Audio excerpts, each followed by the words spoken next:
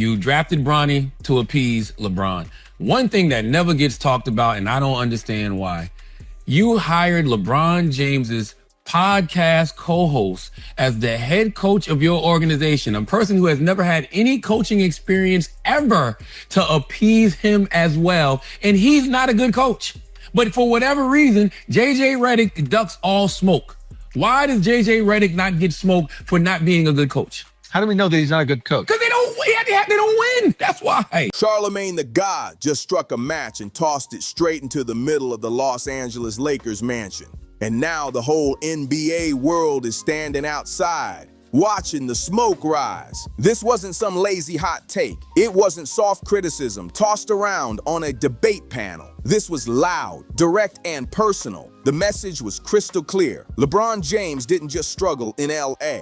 What outlet released this? Jeannie Buss. It was with the ESPN? I saw a headline, but she said that that LeBron wasn't grateful enough that they drafted Bronny. Was that the... Listen, I don't know if LeBron... Yeah, he did say something like that, but I've had this theory for a while.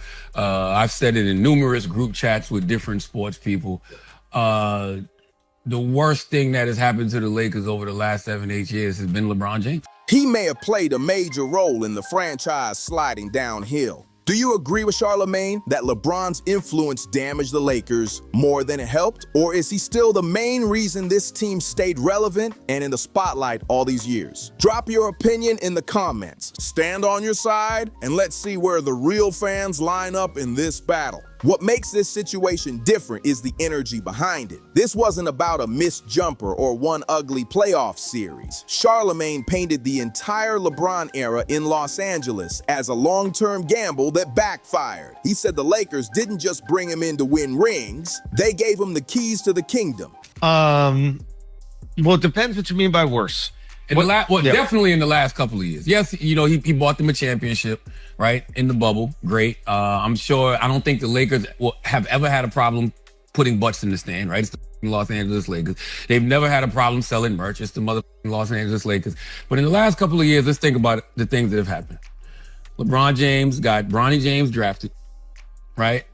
Which is great. It's a great story as a father and everything else. But when you're talking about basketball business, it wasn't good for the business of basketball, especially for the Lakers organization, right? And once that happened, the franchise stopped moving like the historic powerhouse it used to be. Instead of running the show, it started bending to keep its superstars satisfied, no matter the cost. The timeline makes the criticism sting even more. When LeBron first arrived in LA, expectations were sky high. And honestly, it made sense. He delivered global buzz, business growth, and hope for another banner. Yes, the 2020 championship inside the bubble happened. Why? How can we confirm that? That if we're talking about basketball business, he hasn't produced. Basketball, you got to. Well, if I do a draft pick, right, that person has to produce on the court. If Bronny James was any other player and not LeBron James' son, you would be saying that was a bust spot. But critics argue that moment turned into protection, a shield used to defend seasons filled with shaky moves, unstable rosters, and early playoff exits that followed. From Charlamagne the God's view, that bubble championship doesn't hit the same as a normal season title. He argues it came under strange conditions. No full 82-game grind, no packed arenas, no classic playoff chaos. To him, it just feels different. But this is where we got to define the terms. When I hear you say business, I mean like financial reward. I'm hearing financial reward. There's also like the business of winning games. That's what I'm talking about. Okay, because those are different. Because the argument I would make for LeBron James is like... Financial reward, probably yes. Like when you bring him to Cleveland, for example, like he was generating billions of dollars, literally, I'm not making that up, of revenue for the city of Cleveland. Now, you make a good point where the Lakers are going to sell out every single night no matter what. But they're... With LeBron, you can sell those tickets a little bit more. With LeBron, you're not only going to sell them a little bit more. LeBron brings other talent there, i.e., like a Luka. They haven't won, though. Fair or not, that opinion lives among a chunk of fans. Some believe the Los Angeles Lakers got less real success out of the LeBron James era than expected, especially for a franchise built on dominance and banners hanging from the rafters. Then the temperature rises, the real drama starts, with the idea that roster moves and front office calls were made mainly to keep LeBron satisfied. The drafting of Bronny James became a spark point. Supporters called it a historic father-son milestone, something the NBA had never seen. Critics, they called it favoritism. I think the people who own the team, right?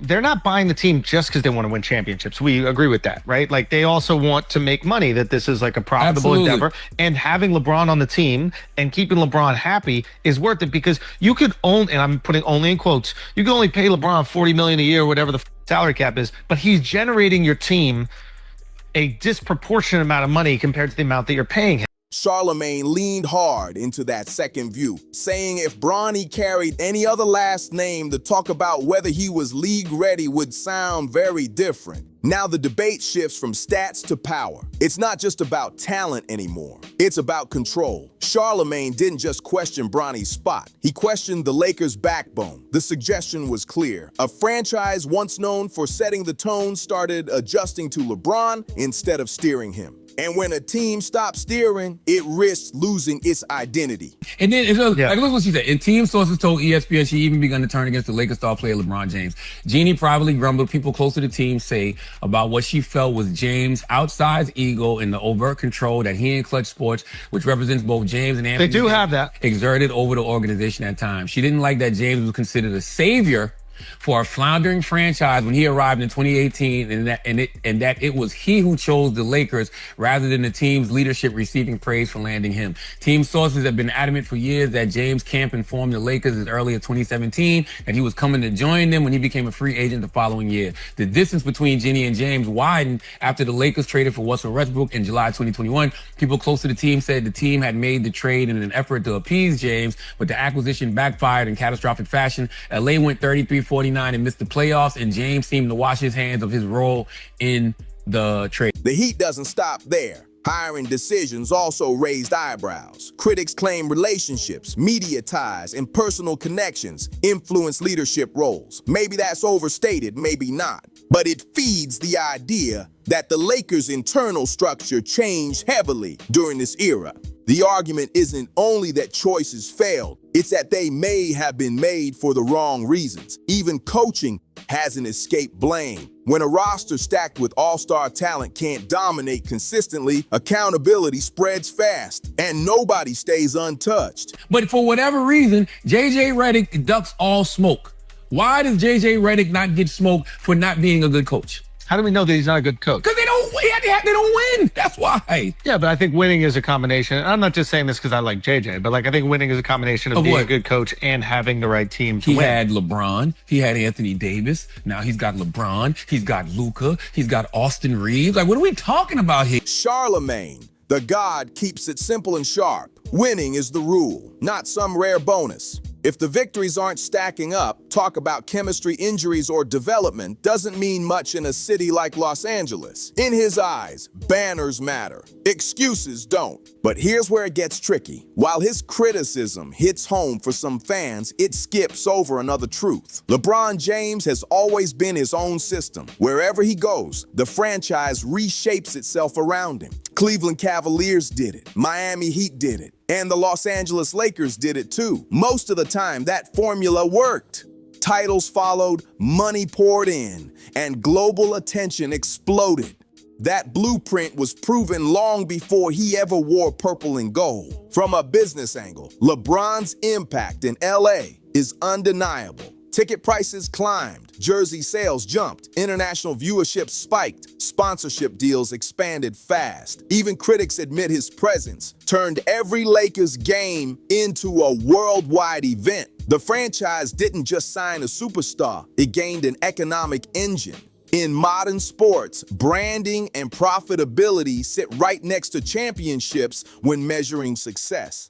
Still, for many Lakers fans, revenue doesn't replace rings. This franchise was built on dominance, not just visibility, and that's where the tension grows. Yes, LeBron delivered a championship, but the seasons around it felt unstable. Injuries, risky roster moves, trades that didn't hit, and playoff exits that came too soon. Charlemagne's toughest claim: that LeBron's influence may have sacrificed the Lakers' long-term future, moving young talent, reshuffling the roster again and again, chasing quick contention instead of steady growth. Instead of building continuity, critics argue the team stayed stuck in permanent reset mode. Instead of building something steady and long-lasting, the Los Angeles Lakers kept switching directions, always trying to match LeBron James's timeline. Critics say the franchise kept adjusting to him instead of setting its own pace, but supporters clap back fast. They say LeBron came to do one thing: win now. When you sign a superstar deep into his career, you don't plan for a decade, you go all in for today. In that light, the aggressive moves make sense. The championship proved the gamble worked, at least short term. But now younger stars are rising and leadership energy is shifting. The future suddenly matters more than the past. As the franchise looks ahead, the power balance changes. Youth becomes the focus. Long-term strategy steps back into the spotlight. And now LeBron's presence isn't only about his numbers, it's about how his legacy fits into the next chapter of this team. Charlamagne the God tapped right into that moment of transition. His argument isn't just about what went wrong before, it's about what's happening right now. He suggests the Lakers are stuck between two versions of themselves, respecting the LeBron era while trying to build something new. And that tension creates confusion. Who's really leading? Who's shaping the direction? How much control should LeBron still have? The emotional weight here is heavy. LeBron isn't just another athlete. He's one of the most polarizing figures in sports history. Every win gets magnified. Every loss gets analyzed. Every move sparks debate. After more than 20 years in the spotlight, the reactions only grow louder. Charlemagne didn't start this fire. He just poured gasoline on it. It didn't create the fire. It exposed it. The doubts were already floating around. Did the Los Angeles Lakers give up too much control? Did LeBron James reshape the franchise in ways that hurt its long-term stability? Was one championship worth years of inconsistency after? These questions hit hard, and there are no easy answers. What makes this moment powerful is the timing. LeBron is entering the final stretch of his career, and the league is shifting fast. New stars are rising. Fresh rivalries are forming. The conversation is slowly changing from "what is LeBron doing right now?" to "what will his legacy really look like when it's all said and done?" And that shift brings reflection, not just about his greatness, but about the mark he left on every franchise he touched. For the Lakers, that reflection feels complicated. The LeBron era delivered global attention, serious revenue, and a championship banner. But it also brought nonstop pressure, constant roster shakeups, and a new way of operating behind the scenes. Whether that trade-off was worth it depends on who you ask. Some fans care only about stacked banners, and they feel underwhelmed. Others value relevance, star power, and worldwide spotlight, and they call it a success. Charlemagne the God picked his side loud and clear. He painted LeBron not as a savior, but as a disruptor, not as a long-term builder, but as a power figure who molded the franchise around himself. That take hits because it challenges the usual story. It forces fans to view the last few years not as random seasons, but as one connected era shaped by a single presence. And the story isn't over. As long as LeBron keeps playing, producing, and commanding headlines, the debate stays alive. Every win strengthens his legacy. Every loss energizes his critics. Every roster tweak, every coaching call, every bold gamble adds another layer to LeBron James's already complicated legacy with the Los Angeles Lakers. That's the real story right now. This isn't just a media moment or another loud opinion. It feels like a shift in how people judge his entire run in LA.